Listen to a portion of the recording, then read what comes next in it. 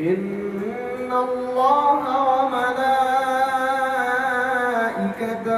يصلون على النبي يا أيها الذين آمنوا صلوا عليه وسلموا تسليما.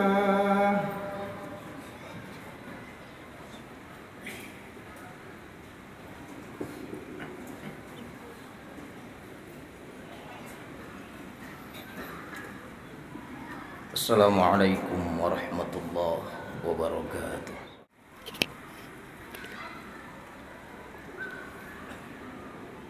Alhamdulillah. Alhamdulillahilladzi karramal insana bil aqli wal bayan wa faddalahu bidzalika ala sairil hayawan. أشهد أن لا إله إلا الله الواحد المنان وأشهد أن سيدنا محمدا عبده ورسوله المفضل على جميع الإنسان. اللهم صل وسلم وبارك على سيدنا محمد وعلى آله وأصحابه الذين ساروا على نهج القويم والصراط المستقيم.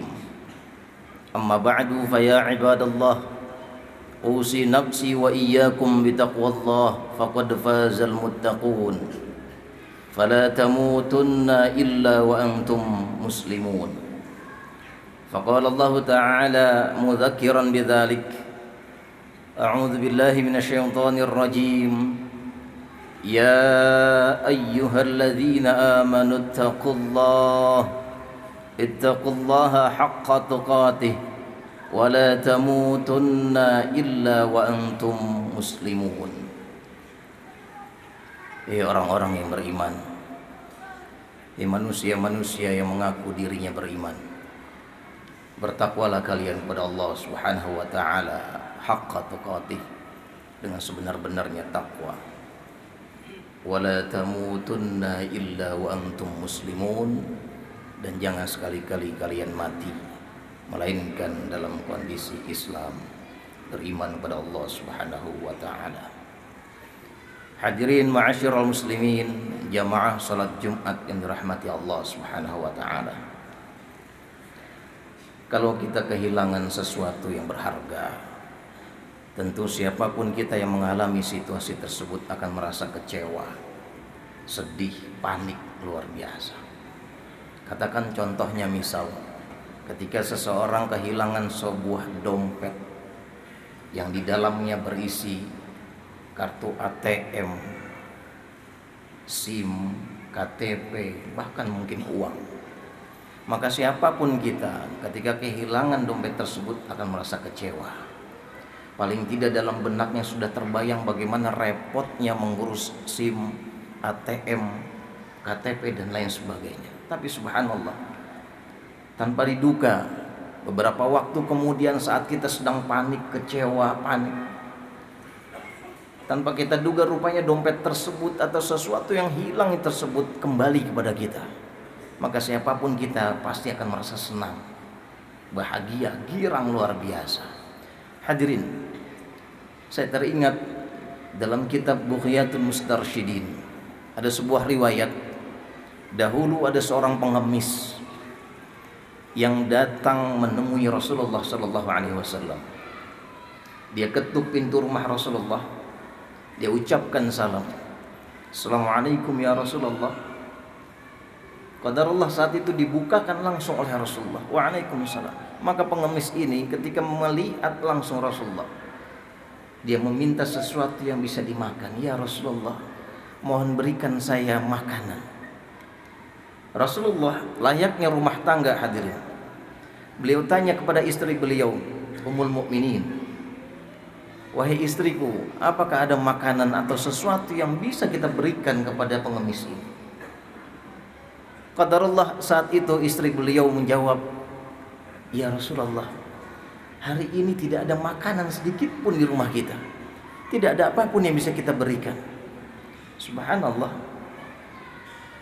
Mendengar jawaban istrinya, maka Rasul pun kemudian meminta kepada istrinya untuk dibawakan jubah beliau, baju beliau. Maka diambilkan oleh istri beliau, diserahkan kepada Rasulullah.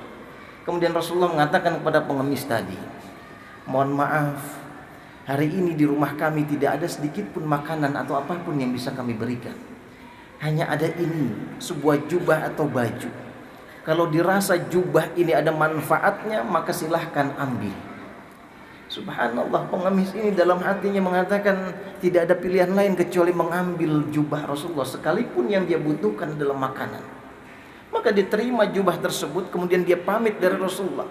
Sepanjang jalan dalam benaknya pengemis ini mengatakan, yang saya butuhkan makanan, begitu lapar perut ini, sementara yang saya dapatkan jubah. Sampai di sini paling tidak Rasulullah ingin memberikan pelajaran kepada kita. Kalau ada seseorang yang datang kepada kita membutuhkan sesuatu, maka jauh lebih baik berikan kailnya, jangan diberikan ikannya. Pengemis ini mendapatkan jubah sementara yang dibutuhkan adalah makanan karena begitu lapar yang dirasakan. Tapi subhanallah, sepanjang jalan dia berpikir sampai akhirnya dia putuskan untuk menuju ke pasar. Dia putuskan untuk menjual jubah tersebut. Sampai di pasar dia teriak, jubah Rasulullah, siapa yang berminat silahkan. Dijual dengan cara dilelang, jubah Rasul. Terus berulang-ulang dia teriakkan itu, sehingga tidak ada satu orang pun di pasar kecuali pasti mendengar informasi tersebut. Termasuk informasi ini sampai ke telinga seorang sahabat yang sudah cukup tua dalam keadaan matanya buta. Mendengarkan informasi ini, maka kemudian sahabat yang tua renta dalam keadaan buta ini meminta budaknya, meminta pelayannya untuk ikut sayembara atau lelang tersebut. Berapapun harganya dapatkan. Kalau kau dapatkan jubah Rasulullah itu, maka akan aku berikan hadiah yang istimewa berupa kemerdekaan atau kebebasan dari status budaknya. Subhanallah, dengan penuh motivasi budak atau pelayan ini segera menuju ke pasar ikut lelang. Dengan izin Allah, budak ini mendapatkan jubah Rasulullah meskipun dengan harga yang cukup tinggi. Segera dia kembali ke rumah tuannya. Sampai di rumah tuannya kemudian dia sampaikan, "Tuan, alhamdulillah dengan izin Allah jubah ini saya dapatkan meskipun dengan harga yang cukup tinggi. Maka silahkan tuan." Diterima oleh tuannya. Subhanallah, rupanya orang yang tua renta dengan mata yang sudah buta ini punya maksud tertentu. Kenapa kemudian berambisi sekali, berharap sekali mendapatkan jubah Rasulullah? Rupanya dia berharap kepada Allah, dengan wasilah jubah Rasulullah itu Allah memberikan kesembuhan pada penyakit butanya. Maka ketika dia menerima jubah Rasulullah, kemudian segera dia bermohon pada Allah, "Ya Allah, dengan ridha-Mu, dengan syafaat Nabi-Mu, dengan wasilah jubah kekasih-Mu ini, mohon sembuhkan penyakit butaku, kemudian kembalikan penglihatanku." Kemudian diusap jubah tersebut ke mukanya. Subhanallah, dengan izin Allah ketika itu juga, saat itu juga kembali penglihatannya, sembuh dari penyakit buta. Kisahnya mirip seperti Nabi Yakub yang ditinggal bertahun-tahun oleh Nabi Yusuf alaihissalam. Hadirin, saking senangnya sahabat yang sudah tua renta ini, dia bisa kembali melihat, maka dia penuhi janjinya, dia bebaskan budaknya saat itu juga. Kemudian dia berpikir, saat ini jubah Rasulullah sudah saya tidak butuhkan kembali, karena tujuan saya memiliki jubah ini sudah tercapai. Allah telah menyembuhkan mata buta saya dengan wasilah jubah ini. Maka akhirnya dia putuskan untuk menemui Rasulullah untuk mengembalikan jubah Rasulullah. Sampai di depan rumah Rasulullah, dia ketuk pintu rumah Rasulullah. "Assalamualaikum ya Rasulullah." Dibukakan pintu oleh Rasulullah.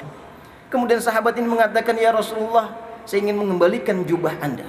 Rasulullah kaget, "Jubah saya? Jubah saya yang mana?" "Ya Rasulullah, saya dapatkan jubah Anda dari seseorang yang menjual jubah Anda di pasar." Subhanallah, Rasul pun ikut senang, hadirin, gembira luar biasa. Sehingga kemudian Rasulullah memanggil istri beliau di dalam rumah, "Wahai istriku, datanglah. Lihat bagaimana jubah atau baju yang telah kau infakkan kepada orang lain. Yang pertama, dengan wasilah baju atau jubah tersebut, Allah hilangkan kemiskinan dari seseorang. Seorang pengemis yang datang membutuhkan makanan, dengan wasilah jubah tersebut hilang status miskinnya, hilang status pengemisnya."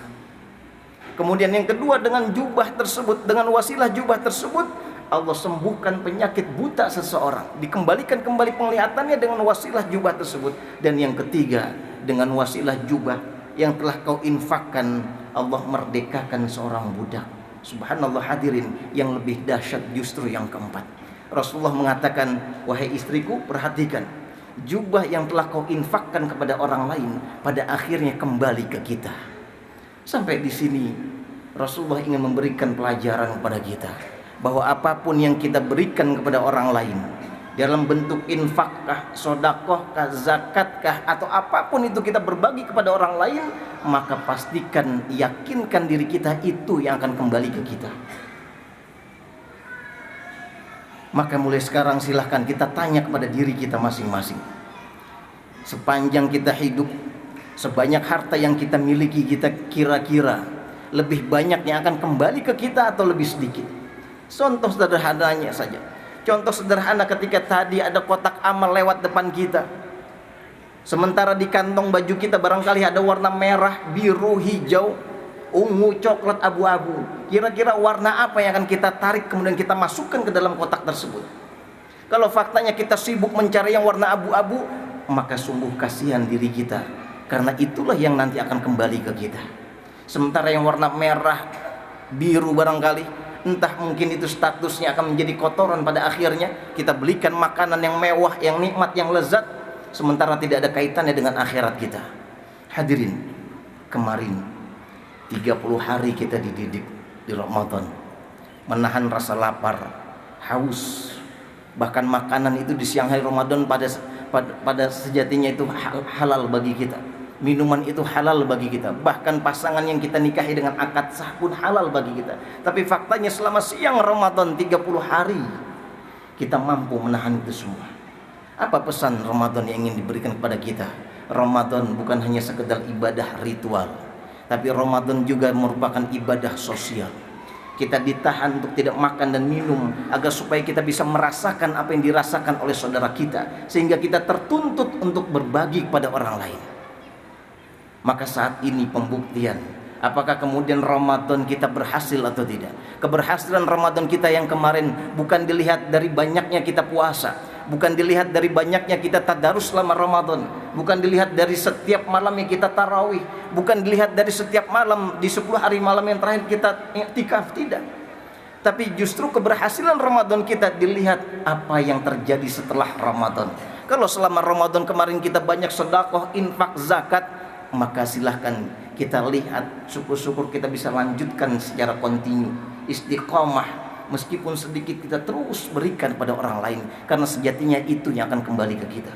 Hadirin jamaah salat Jumat yang dirahmati Allah Subhanahu wa taala, dalam sebuah riwayat hadis sahih tentunya, Sayyidah Aisyah radhiyallahu anha ketika ditinggal wafat oleh Rasulullah, saat itu statusnya sudah menjanda. Maka di satu hari ketika Sayyidah Aisyah sedang berpuasa, di pagi hari tepatnya, Abdullah bin Zubair bin Al-Awwam yang merupakan keponakan beliau datang menemui beliau dengan membawa 2 kantong dirham yang total isinya kurang lebih 180.000 dirham.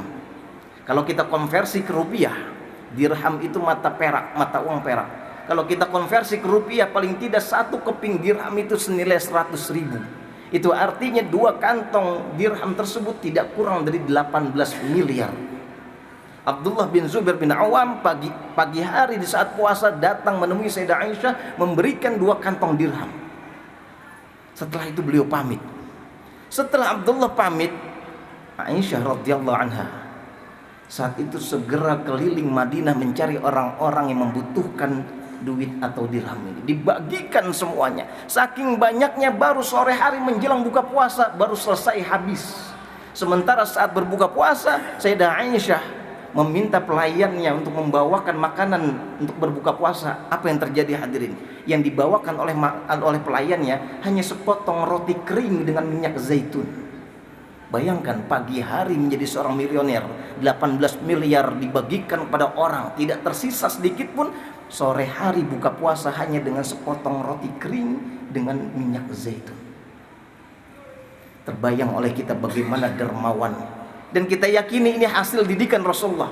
Kenapa demikian? Karena dalam sebuah hadis riwayat Imam Bukhari, jelas-jelas pengakuan atau kesaksian dari para sahabat Nabi. Mereka mengatakan kana Rasulullah sallallahu alaihi wasallam ajwadun nas. Rasulullah orang yang paling dermawan. Wa ajwadu ma yakunu fi Ramadan, dan lebih dermawan lagi ketika Rasulullah berada di bulan suci Ramadan. Maka ketika kita mendengar riwayat sebagaimana Sayyidah Aisyah mendermakan 18 miliar kurang dari sehari, kita tidak heran, karena faktanya Rasulullah sebagai pendidik, suami, orang paling mulia, orang yang paling dermawan. Oleh karena itu hadirin, mari sama-sama kita introspeksi diri kita. Mudah-mudahan Ramadan kita kemarin berhasil. Salah satu indikatornya atau indikasinya bagaimana kita bisa terus meneladani Rasulullah dalam berderma. Bagaimana kita bisa terus berbagi infak, sedekah, apapun itu. Saat kita berbagi ke orang, kita yakini itu yang akan kembali ke kita. Barakallahu li wa lakum fil Qur'anil azim wa nafa'ani wa iyyakum bima fihi minal ayati wa dzikril hakim wa taqabbala minni wa minkum tilawatahu innahu huwal ghafurur rahim. Allahumma shalli wa sallim ala sayyidina Muhammadin wa ala ali sayyidina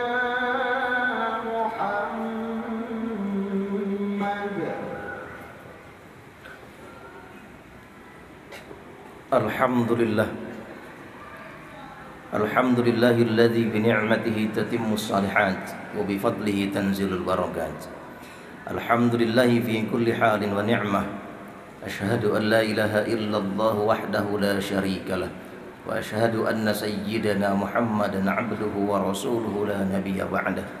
Allahumma salli wa sallim wa barik ala sayyidina Muhammadin وعلى آله وأصحابه الذين ساروا على نهج القويم والصراط المستقيم. أما بعد فيا عباد الله، فيا أيها المسلمون اتقوا الله وسارعوا إلى مغفرته ورضوانه، واعلموا أن الله تعالى صلى على نبيه قديما، فقال الله تعالى إن الله وملائكته يصلون على النبي يا أيها الذين آمنوا صلوا عليه وسلموا تسليما.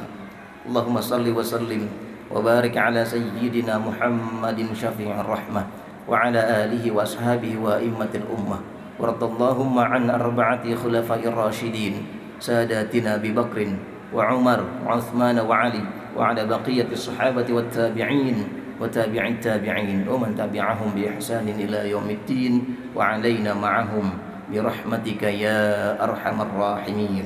اللهم اغفر للمسلمين والمسلمات والمؤمنين والمؤمنات الأحياء منهم والأموات، إنك سميع قريب مجيب الدعوات، ويا قاضي الحاجات اقض حاجاتنا يا الله يا الرحمن يا الرحيم. اللهم انصر إخواننا المجاهدين والمستضعفين في كل مكان والزمان. اللهم انصر إخواننا المجاهدين والمستضعفين في كل مكان والزمان. اللهم أصلح إخواننا، اللهم أصلح إخواننا، اللهم أصلح إخواننا المسلمين خصوصا في إندونيسيا. اللهم ادفع عنا البلاء والوباء والغلاء والفحشاء والمنكر والشدائد والمحن ما ظهر منها وما بطن في بلدنا هذا خاصة وفي بلدان المسلمين عامة، إنك على كل شيء قدير. ربنا آتنا في الدنيا حسنة وفي الآخرة حسنة وقنا عذاب النار. عباد الله، إن الله يأمركم بالعدل والإحسان وإيتاء ذي القربى وينهى عن الفحشاء والمنكر والبغي يعظكم لعلكم تذكرون، فاذكروا الله العظيم يذكركم واسألوه من فضله يعطكم ولذكر الله أكبر. أقيموا الصلاة.